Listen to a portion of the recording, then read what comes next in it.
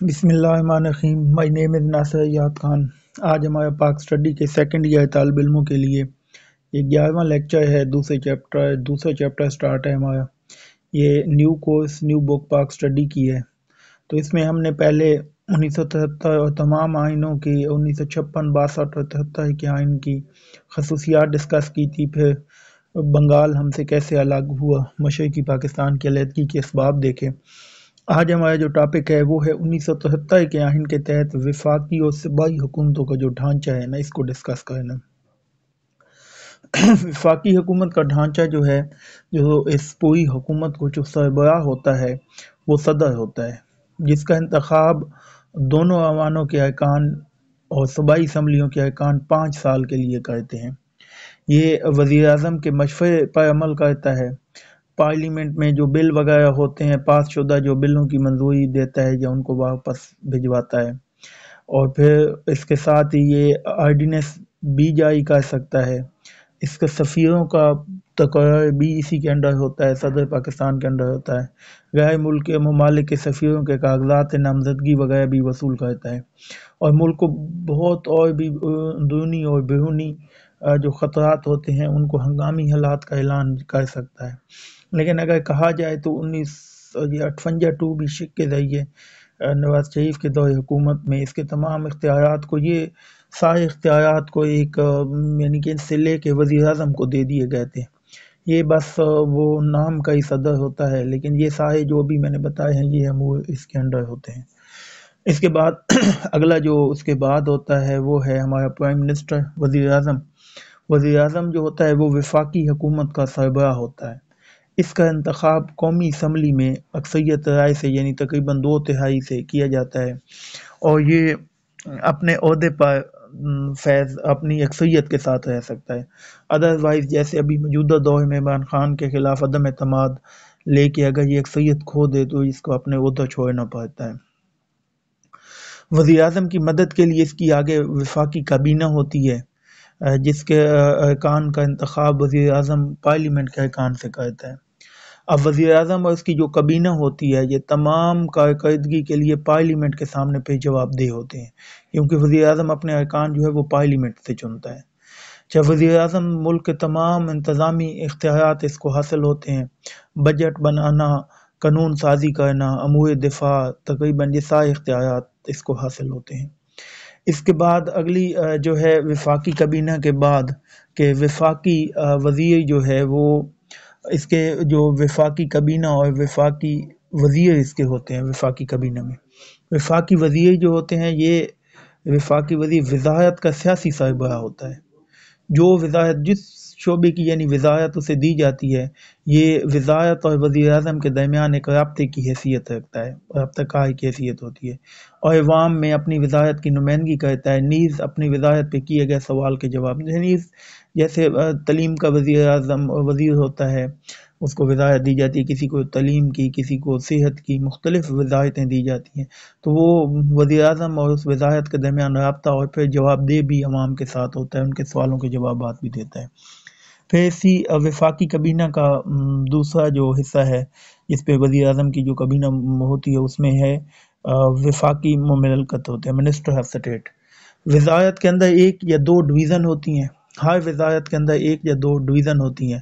وزیر مملکت ڈویژن کا سیاسی سربراہ ہوتا ہے. وفاقی وزیر جو تھا وہ وزارت کا سیاسی سربراہ ہوتا ہے، وزیر مملکت ڈویژن کا سیاسی سربراہ ہوتا ہے، جو اپنی ڈویژن اور وزیر اعظم کے درمیان رابطہ قائم کرتا ہے.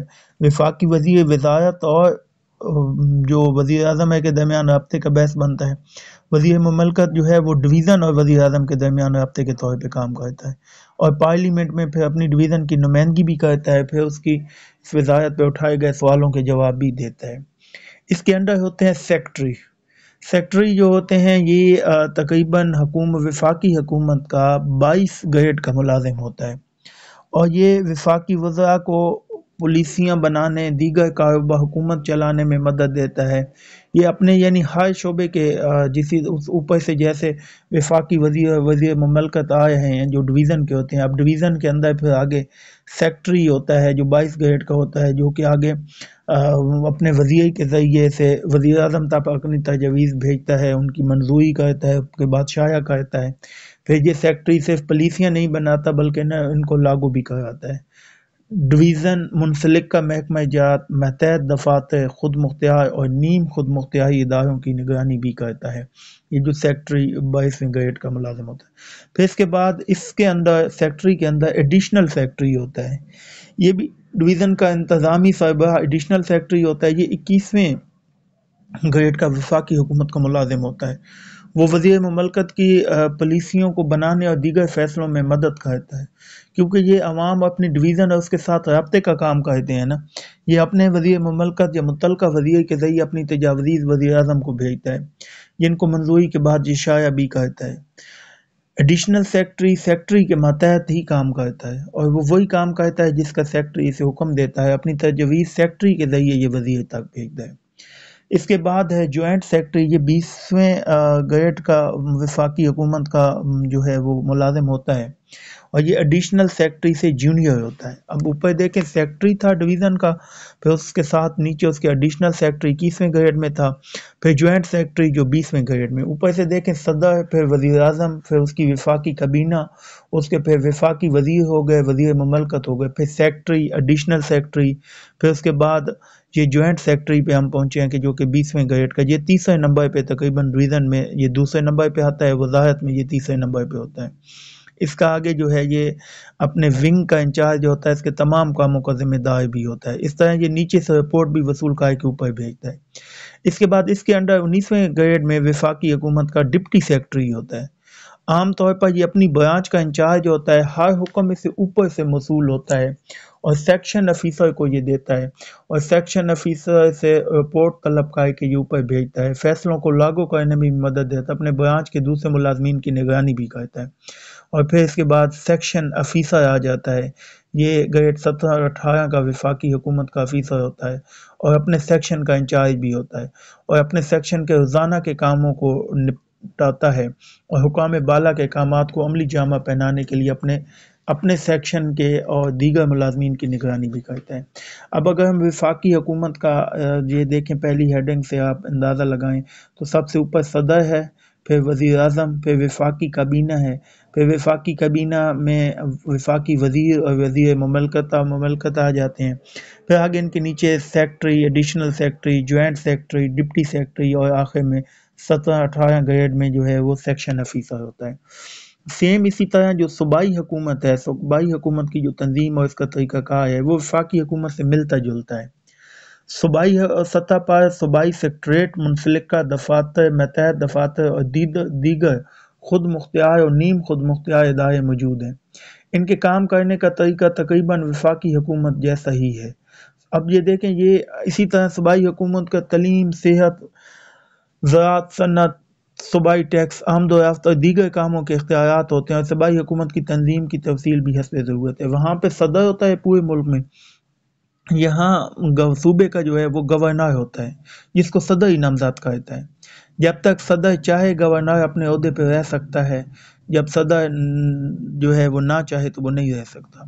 گورنر صوبائی اسمبلی کا اجلاس بھی طلب کرتا ہے، اسے خطاب کرتا ہے، وزیر اعلیٰ اس کے ساتھ ہوتا ہے، اس کے مشورے پہ یہ اسمبلی توڑ بھی سکتا ہے۔ وزیر اعلیٰ کے مشورے پہ تمام یہ نظم، یعنی گورنر نے تمام صوبے کو چلانا ہوتا ہے وزیر اعلیٰ کے ساتھ مل کے۔ اس سے وزیر اعلیٰ جو چیف منسٹر ہوتا ہے، یہ صوبے کا انتظامی سربراہ ہوتا ہے، وزیر اعلیٰ جو ہوتا ہے، جس کا انتخاب متعلقہ صوبائی اسمبلی کی اکثر، جیسے وزیر اعظم کی صوبائی اسمبلی میں، اب دیکھیں صدر کو پارلیمنٹ چوز کرتی تھی وفاقی حکومت میں، پھر وزیر کو قومی اسمبلی اکثریت رائے سے، اسی طرح وزیر اعلیٰ کو صوبائی اسمبلی میں، جیسے پنجاب میں ابھی موجودہ ہمارا پچھے کچھ عرصہ جو تھا وہ چودھری صاحب تھے، اور اسی طرح اس سے پہلے مختلف یعنی وزیر اعظم جو ہیں وہ صوبائی اسمبلی کی اکثریت رائے سے اسے کیا جاتا ہے، اور وہ مکمل اگر اسمبلی میں اکثریت رائے کھو دے تو وہ اپنے عہدے پہ فائز نہیں رہ سکتا، جیسے یہ درمیان میں مسئلہ بنا بھی تھا حمزہ شہباز شریف اور ان کے درمیان یہ جو چلتا رہا ہے سب جانتے ہیں۔ اچھا یہ بھی پوری اسمبلی سے پوری یعنی گرفت رکھتا ہے قید ایوان ہونے کی وجہ سے، اور آسانی سے قانون سازی کرتا ہے، صوبے کا امن و امان تمام معاملات جو ہے یہ اس کو یہ ایز انتظامی انچارج چلاتا ہے۔ اس کے بعد اس کی بھی کابینہ ہوتی ہے، ہر صوبے میں صوبائی کابینہ ہوتی ہے، جیسے ادھر وفاقی کابینہ تھی ادھر بھی صوبائی کابینہ ہوتی ہے۔ اس میں وزیر اعلیٰ اپنی مرضی کے مطابق ارکان کو جو ہے وہ ہائر کرتا ہے، ہر وزیر اپنے محکمے کا سربراہ ہوتا ہے، جیسے کوئی محکمہ تعلیم کا ایک وزیر ہے مراد راست تھا ہمارا بھی، یا مختلف اسی طرح صحت کا الگ، یہ سارے وزیر وہ اپنے محکمے کے متعلق صوبائی اسمبلی میں اپنی وزارت کے متعلق پوچھے گئے سوالوں کے جواب دیتا ہے۔ اس کے بعد ہوتا ہے چیف سیکرٹری، وہاں پہ بھی ادھر ہمارا سیکرٹری تھا، ادھر جو ہے یہ چیف سیکرٹری کے نام سے یہ انتظامی امور کو دیکھتا ہے، اور صوبے میں افسر شاہی کا سینئر ترین فرد ہوتا ہے، وہ صوبائی کابینہ کا سیکرٹری ہوتا ہے اور اس کے فیصلوں پہ عمل درآمد کے لیے ذمہ دار ہوتا ہے۔ چیف سیکرٹری تمام سیکرٹریوں کی کمیٹیوں کا چیئرمین ہوتا ہے، جو تمام سیکرٹریوں کی کارکردگی کا جائزہ لیتا ہے، وقتاً فوقتاً ہدایت بھی جاری کرتا ہے، ساری سرگرمیوں سے باخبر رہتا ہے، اور یہ دیکھا جائے تو یہ آگے وزیر اعلیٰ اور ان کے درمیان یہ رابطے کا کام کرتا ہے، اپنے محکمے کی کارکردگی کا جواب دہ بھی ہوتا ہے۔ اس کے نیچے سیکرٹری ہوتا ہے جو 20ویں گریڈ کا صوبائی یعنی کہ ملازم ہوتا ہے، ہر محکمے کا سربراہ سیکرٹری ہوتا ہے نا، تو سیکرٹری اپنے محکمے کے وزیر کے معاون خاص کے طور پہ کام کرتا ہے، اس کی پالیسیاں بنانے کے لیے مشورہ دیتا ہے، اس کو محکمے کی کارکردگی کے متعلق اطلاعات دیتا ہے، نگرانی کرتا ہے پورے محکمے کی، حکومتی پالیسیوں اور پروگرام کو لاگو کرواتا ہے۔ سیکرٹری کے پاس اپنے فرائض کی انجام دہی کے لیے کئی مددگار ہوتے ہیں۔